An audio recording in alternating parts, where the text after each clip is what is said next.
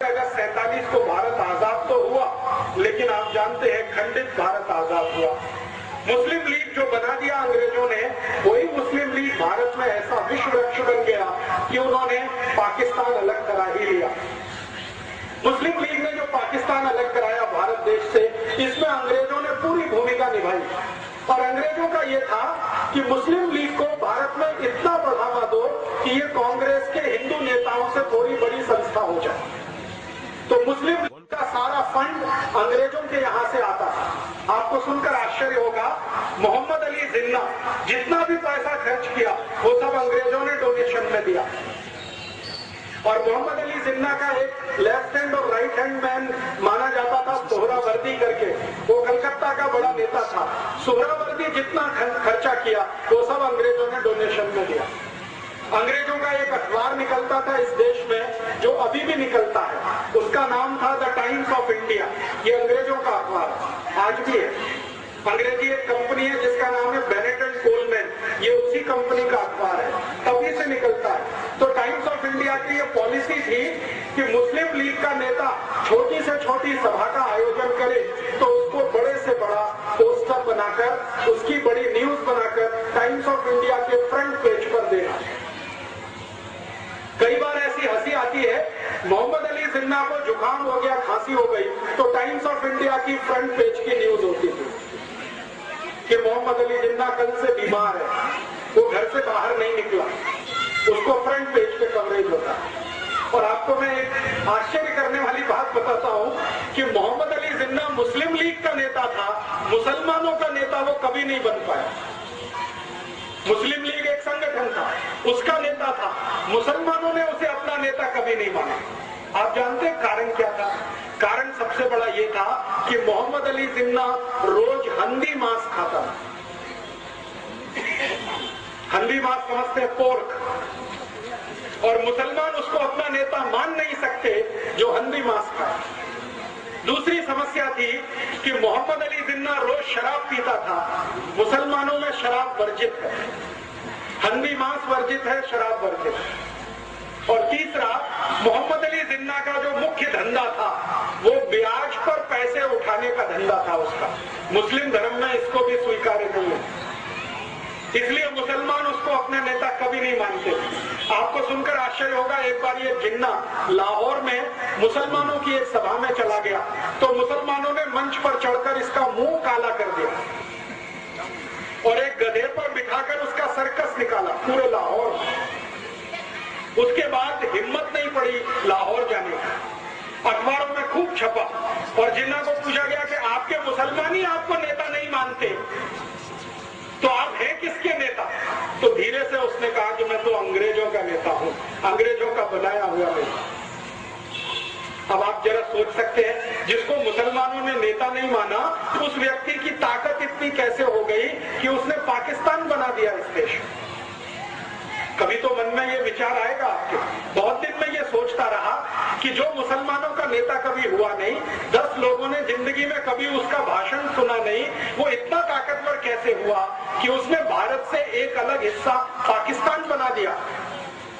बात ये है और सच्चाई है जो मैं आपको बोलकर जाना चाहता हूं, और ये सच्चाई सुनते समय किसी के दिल को दुखा हुआ हो तो मैं क्षमा मांगता हूं कि ये जो पाकिस्तान बना उसमें मोहम्मद अली जिन्ना की भूमिका इतनी बड़ी नहीं थी, उससे ज्यादा बड़ी भूमिका लेडी माउंटबेटन की थी।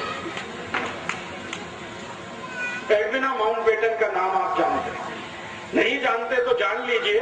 वो भारत का अंतिम अंग्रेज अधिकारी जिसका नाम था लुइस माउंटबेटन, उसकी पत्नी थी एडविना माउंटबेटन। ये पाकिस्तान बनाने का सबसे बड़ा कारण वो एडविना थी। आप जानते हैं वो क्या खेल खेला उसने? एडविना माउंटबेटन लंदन के हैरिस कॉलेज में पढ़ती थी जिसमें ये जिन्ना पढ़ाता था, और उसी कॉलेज में भारत के पहले प्रधानमंत्री पंडित जवाहरलाल नेहरू भी पढ़ते। हैरिस कॉलेज में 3 लोग पढ़ते थे साथ में एक ही क्लास में ध्यान देना, जिन्ना, मोहम्मद अली, पंडित जवाहरलाल नेहरू और एडविना। उस समय वो माउंटबेटन नहीं थी, शादी उसकी बाद में हुई।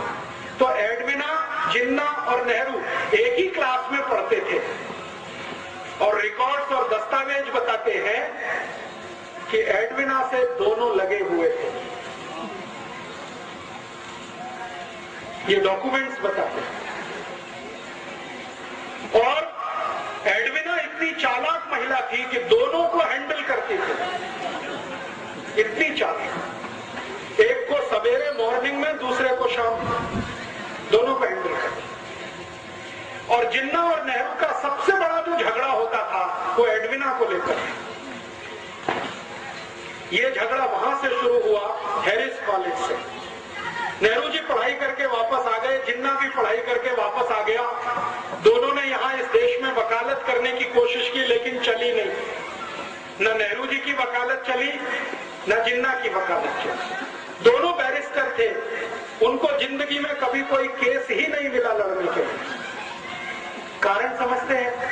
कारण बिल्कुल स्पष्ट है कि केस उसको मिलता है जिसके जीतने की संभावना होती है। नेहरू जी के बारे में सब जानते थे कि इसको कोई दम नहीं है जो जीत पाएगा एक भी केस। तो वकालत चली नहीं, तो नेहरू जी कांग्रेस में ज्वाइन हो गए।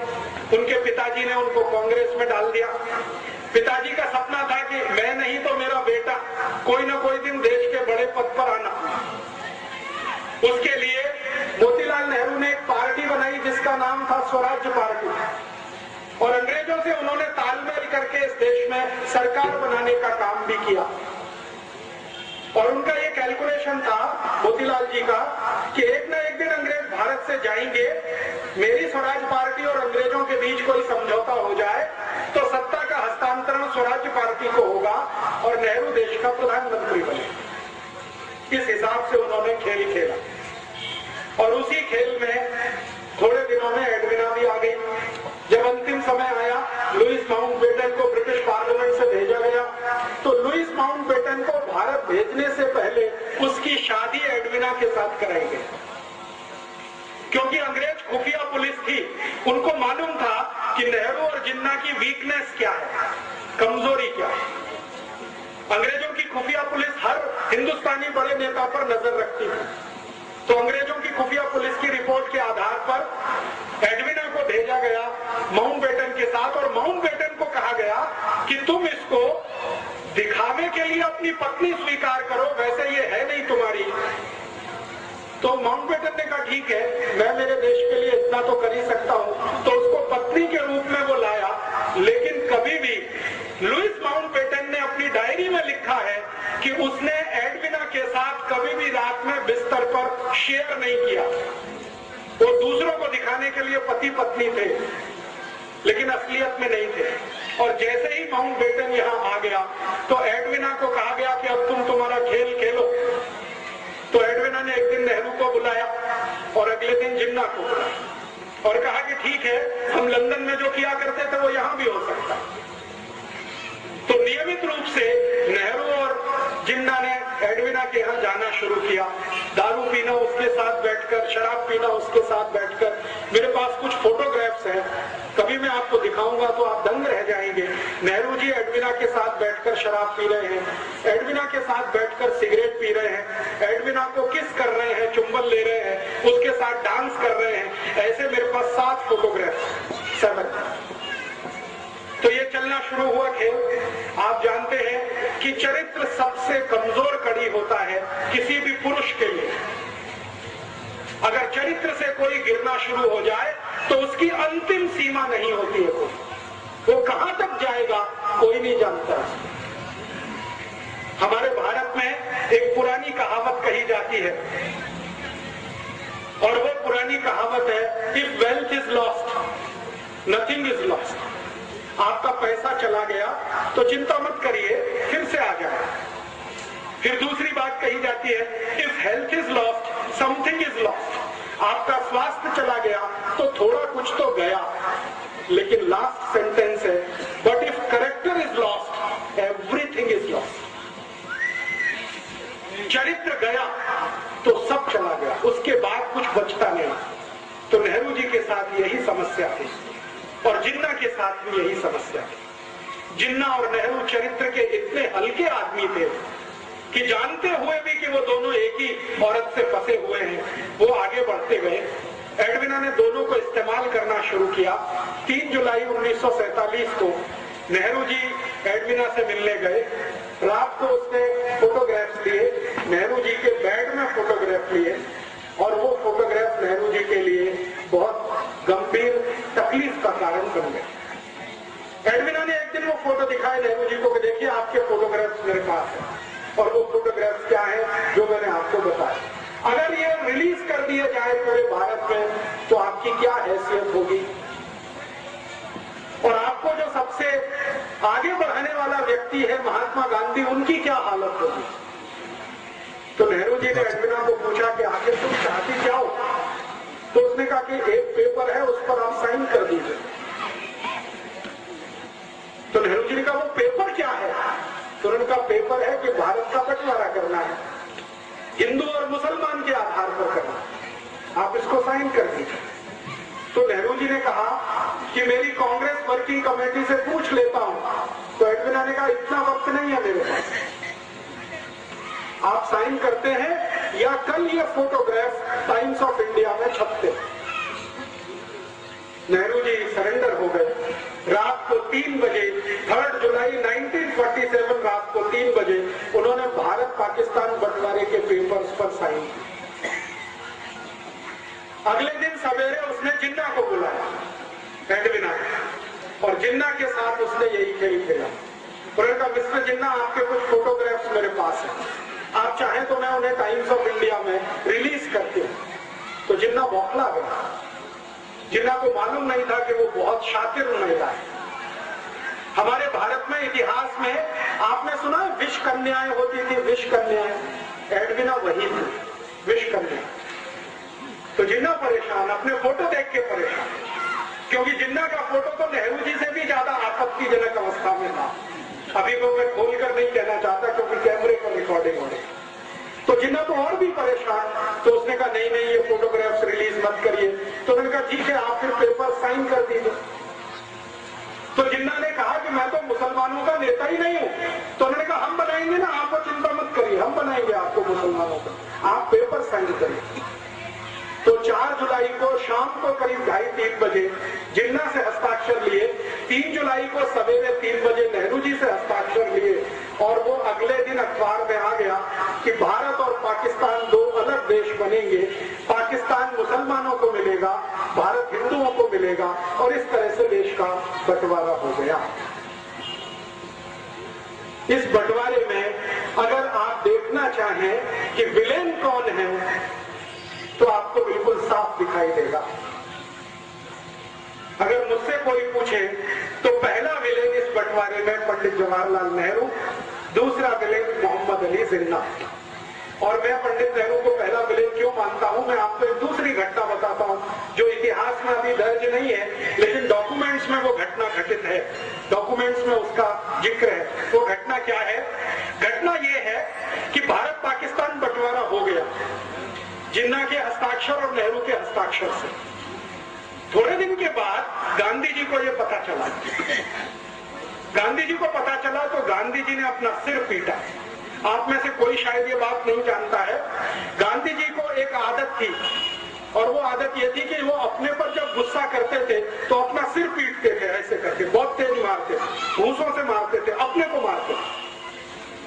जिस दिन गांधी जी को पता चला कि नेहरू ने बंटवारे के पेपर्स पर हस्ताक्षर किए, उस दिन उन्होंने अपने को पीटा और उन्होंने कहा कि अब मैं जिंदा नहीं रहना चाहता, क्योंकि मैंने जिसको आगे बढ़ाया वो इतना कमजोर निकलेगा ये मुझे नहीं मालूम। परिणाम क्या हुआ?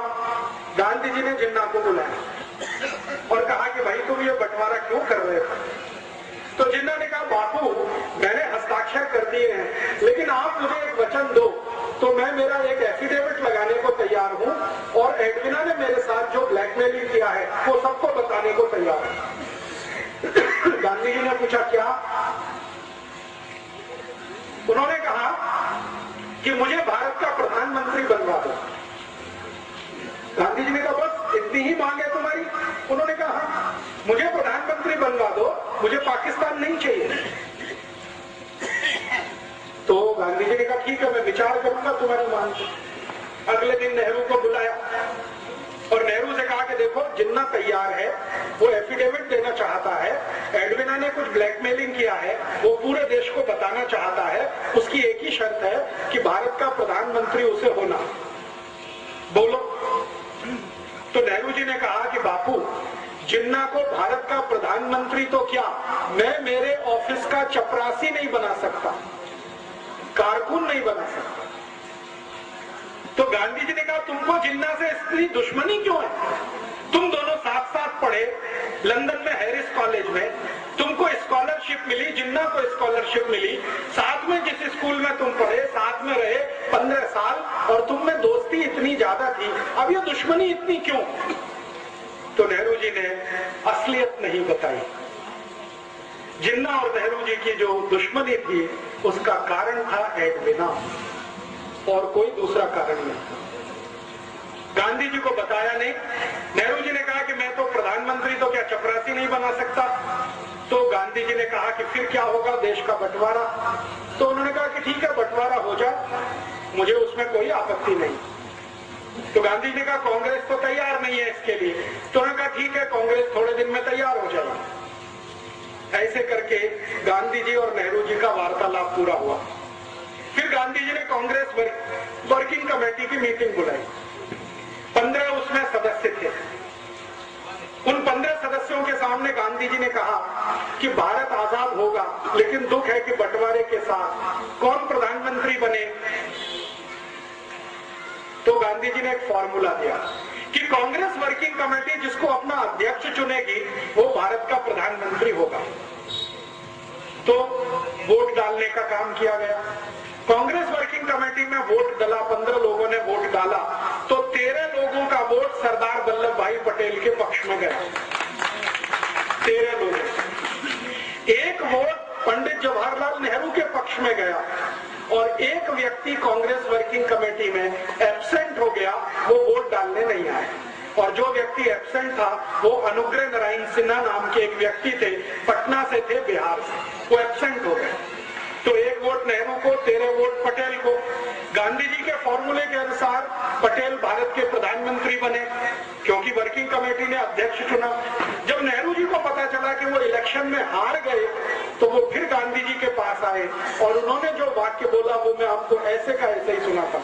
उन्होंने कहा बापू, अगर मैं भारत का प्रधानमंत्री नहीं बना तो कांग्रेस को तोड़ दूंगा, और टूटी हुई कांग्रेस से अंग्रेजों का समझौता होगा, और पावर ट्रांसफर मुझे होगी, क्योंकि अंग्रेजों ने पहले से ये तय किया हुआ। और ये बात सही है। ब्रिटिश पार्लियामेंट में ये तय हो गया था कि भारत में कभी सत्ता का हस्तांतरण करना पड़े तो नेहरू के हाथ में ही सत्ता देनी है। क्यों?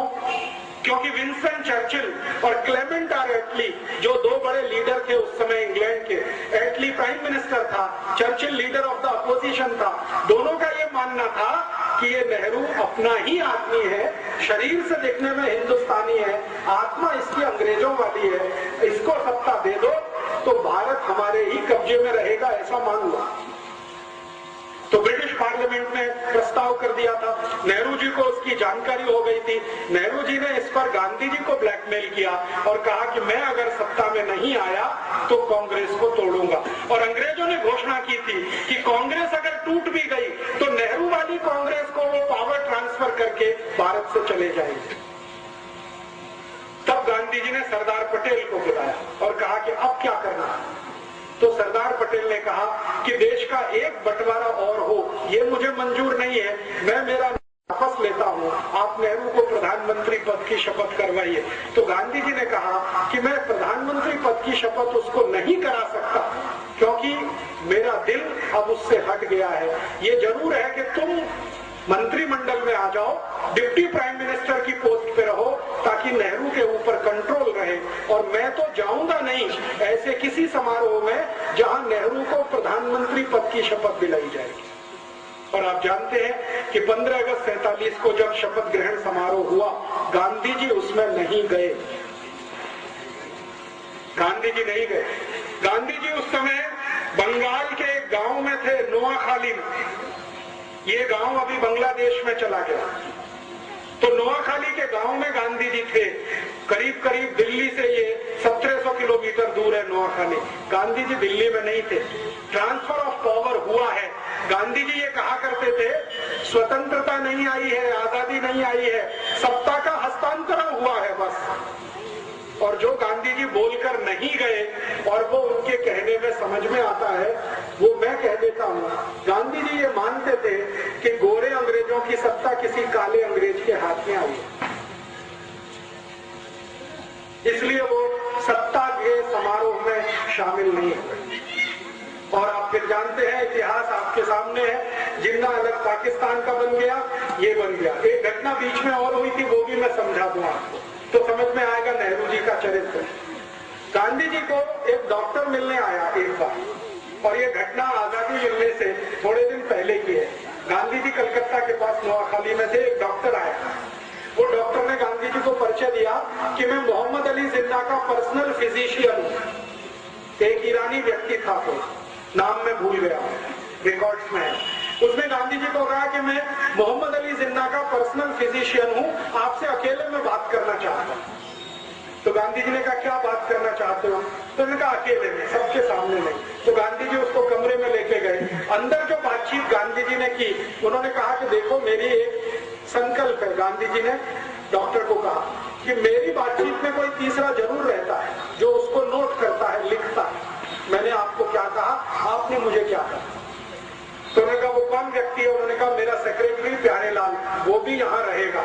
तो डॉक्टर ने कहा, ठीक है, उससे मुझे कोई बांधा नहीं, माने तकलीफ नहीं, आप बुला लो। तो प्यारेलाल जी को बुलाया और गांधी जी ने कहा कि मैं और ये बात करेंगे, एक एक शब्द लिखना। प्यारेलाल जी बहुत फास्ट लिखते थे, शॉर्ट हैंड में लिखते थे, बाद में उसका ट्रांसक्रिप्शन करते। तो डॉक्टर ने जो बताया गांधी जी को, गांधी जी परेशान हो गए वो सुन के। उन्होंने कहा कि मोहम्मद अली जिन्ना का मैं डॉक्टर हूं और ये जिन्ना बहुत जल्दी मरने वाला है। गांधी जी ने पूछा, क्यों? तो उन्होंने कहा, इसको बोन टीबी है, इसकी रीढ़ की हड्डी पूरी गल चुकी है, इसका नर्वस सिस्टम ज्यादा दिन काम नहीं करेगा। तो गांधी जी ने कहा, कितने दिन जिंदा रहेगा? तो डॉक्टर ने कहा, हो सकता है 2-3 महीने भी जिंदा ना रहे। तो डॉक्टर को पूछा गांधी जी ने, आप क्या चाहते हैं? तो उन्होंने कहा, मेरी एक इच्छा है कि आप किसी तरह नेहरू को समझा दो, 2-3 महीने ये जिंदा रहेगा, इसको भारत का प्रधानमंत्री बना दो, देश का बंटवारा तो नहीं होगा। तो गांधी जी ने कहा कि तुम्हारी यह बात में अगर सच्चाई है तो मैं जरूर प्रयास करूंगा। फिर उन्होंने नेहरू को बुलाया और कहा, देखो नेहरू, ये मरने वाला है जिन्ना, ज्यादा दिन जिंदा नहीं रहेगा, इसको बोन टीबी हो गई है, इसका डॉक्टर कहता है कि 2-3 महीने से ज्यादा जिंदा नहीं रहेगा, तुम क्यों अड़े हुए हो? इसको प्रधानमंत्री बन जाने दो, 2-3 महीने के बाद तुम बन जाना, देश तो एक रहेगा। तब नेहरू ने फिर वही बात की कि मैं जिन्ना को मेरे ऑफिस का चपरासी नहीं बना सकता, प्रधानमंत्री कैसे बनने दूं? तो नेहरू की जिद और जिन्ना का ब्लैकमेलिंग, ये दोनों मिलकर भारत का बंटवारा कर गए और इसमें भारत टूटा।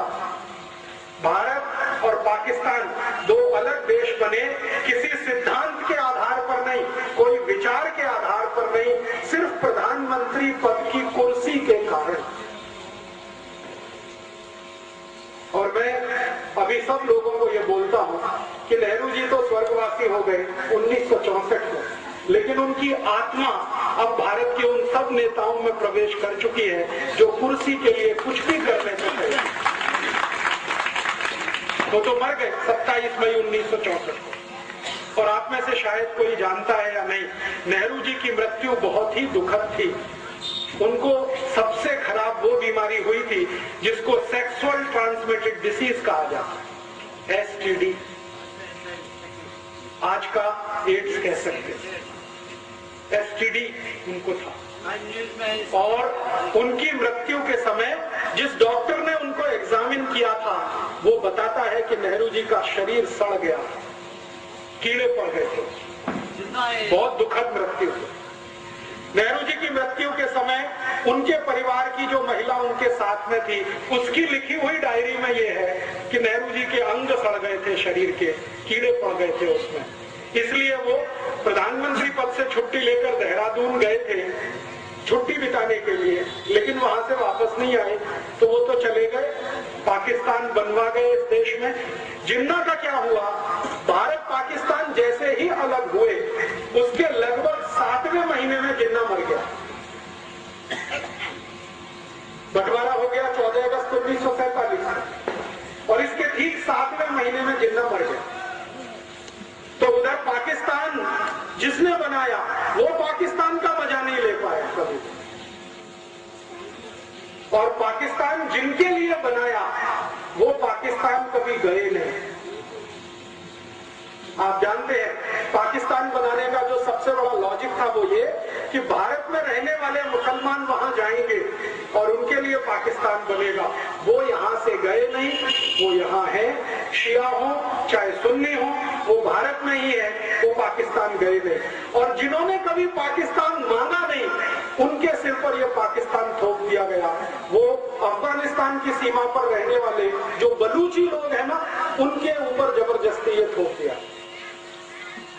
आज पाकिस्तान क्या है आप जानते हैं, सारा का सारा पाकिस्तान ऐसी समस्याओं से घिरा हुआ है जो उसके जन्म से शुरू हुई, और जन्म से जो समस्या शुरू हुई जिन्ना के द्वारा, उसी का दुष्परिणाम है कि आज तक उस देश में कभी लोकतंत्र नहीं रह पाया, प्रजातंत्र नहीं रह पाया, हमेशा किसी सैनिक ने उसका शासन किया। और आज भी आप जानते हैं परवेज मुशर्रफ उन्हीं सैनिकों का रूप है जो जिन्ना के द्वारा पल्लवित और पोषित हुए। लेकिन भारत को एक बड़ा नासूर दे गए, और वो नासूर ये भारत के 3 विलेन, एक जिन्ना, नेहरू और एडविना, ये 3 विलेन को मैं मानता हूं भारत के बंटवारे के लिए जिम्मेदार।